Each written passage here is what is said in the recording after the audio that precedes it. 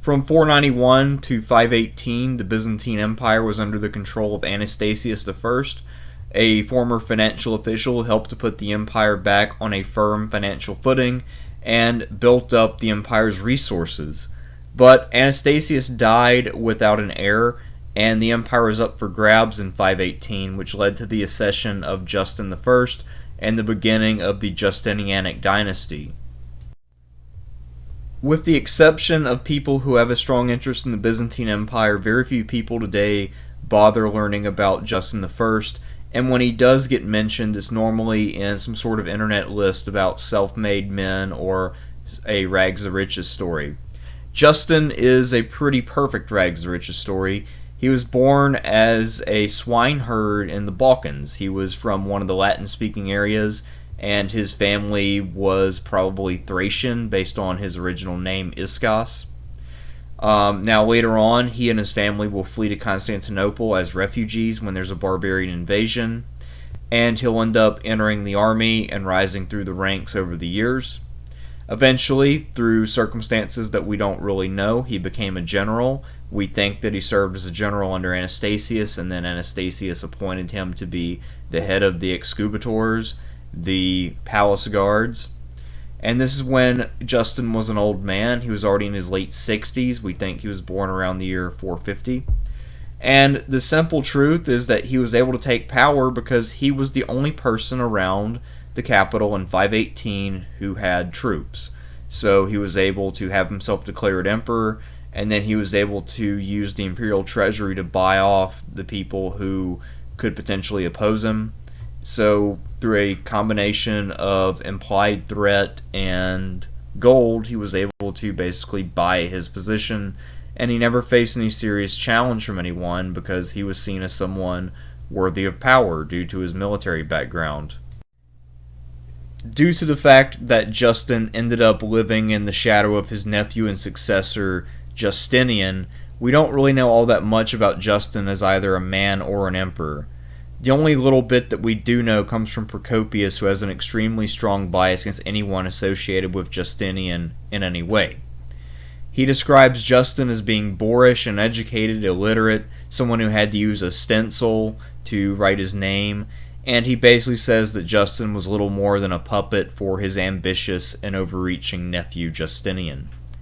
A lot of the hostility of Procopius and presumably other nobles in Constantinople is that the family of Justin is not one which was well-born or well-connected.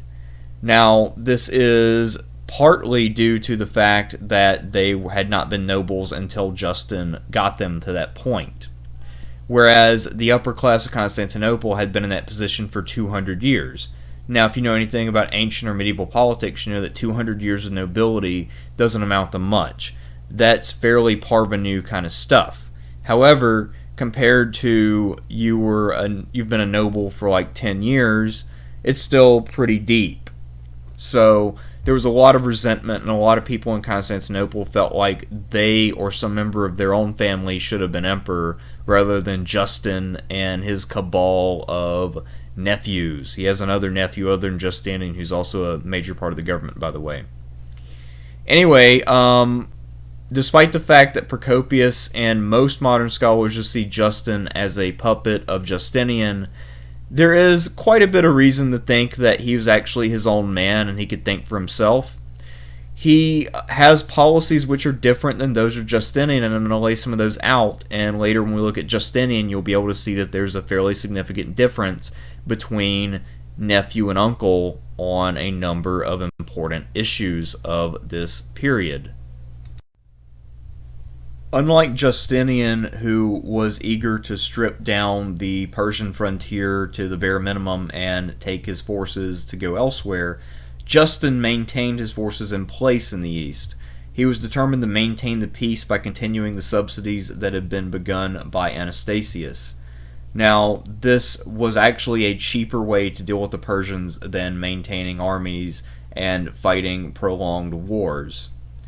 According to Pseudo-Joshua, these subsidies were used by the Sassanid Persians to help them defend themselves against the Hephthalites to the east, and when those subsidies weren't forthcoming from Rome, the Persians felt like the best and easiest way to get money was to attack the eastern provinces of Rome and walk away with plunder, and that would help them stay financially solvent enough to defend themselves in their own east. Justin, though, far from just passively paying the subsidy, was also doing little things to try to gain an edge on Persia in case things eventually did go down, and part of that was just quietly making alliances with the neighbors of Persia so that he could arrange for attacks from various fronts in the event of a war with Persia. So, fairly smart policy, pretty fiscally responsible, and also fairly shrewd. Like all of his immediate predecessors, Justin was concerned with the state of his relations with Italy. Now, unlike Zeno and Anastasius, who saw Theodoric as the primary person that they needed to deal with, Justin was a fairly religious old fellow, and he thought that his most important relationship was with the Pope in Rome and not with the king of the Ostrogoths. So one of his main goals early in his reign was to end the Acacian Schism and reunite the church. So he does that, and that improves his relationships with the Pope. However, that does cause friction with Theodoric the Great, who was an Arian and who was getting older at this point and developing a bit of paranoia. And the reason is because Theodoric then saw all of his subjects as more unified with the emperor in Byzantium than they were with him, since many of his subjects were Romans who were Orthodox or Catholic or whatever you want to call it for this period. So, of course, that eventually led to, among other things, the execution of Boethius. Now, Justin is not looking to start a conflict in Italy or to destabilize Theodoric's reign, and he tries to win Theodoric back over by sharing a consulship with Theodoric's son-in-law, who at that time looked like he was on his path to becoming the heir to the Ostrogothic throne. However, the son-in-law died before Theodoric and, of course, never reached power. We already talked about in one of my previous videos. The eventual heir of Theodoric was Athalaric, who was a very young man at the time and unfit to rule. Assessing Justin I and his reign is fairly difficult because we are inclined to look at it in the context of what Justinian did later and not try to regard it in its own terms.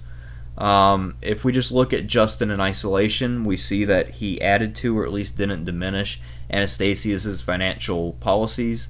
The empire was in good shape militarily, and Justin allowed for a peaceful transition of power from himself to his nephew Justinian. And just on those things alone, he deserves to have the title of a good emperor. Maybe not a great one, but certainly a pretty competent one. He was fairly responsible. He took the rational decision when making his policy towards Persia. While his policy in Italy did rattle some cages and create tension with the Ostrogoths, he did his best to allay that tension through diplomatic overtures to Theodoric. So he deserves a lot of credit there for being a responsible leader who reacted to a problem that his other policies had created. Again, another issue with trying to assess Justin is that Procopius basically just possibly ascribes anything that Justin does to Justinian because he assumes that Justin was just an illiterate fool and that he was dependent on Justinian for every thought that he ever had. We can't possibly verify that. And the thing is, because Justinian came later, was a bit of a egomaniac and ruled for so long, it's possible that Justinian did his best to encourage that idea of Justin as well, in order to take credit for anything that Justin might have actually accomplished. One thing that Justin did have going for him, which was a legacy for quite a while, is that the Balkan city of Anazarabus, I probably mispronounced that horribly, was renamed Justinopolis in 525. And actually, I don't know if that city was in the Balkans, I just made that detail up. But it was a city somewhere, and it was renamed for Justin. So that's a point in his favor, I suppose.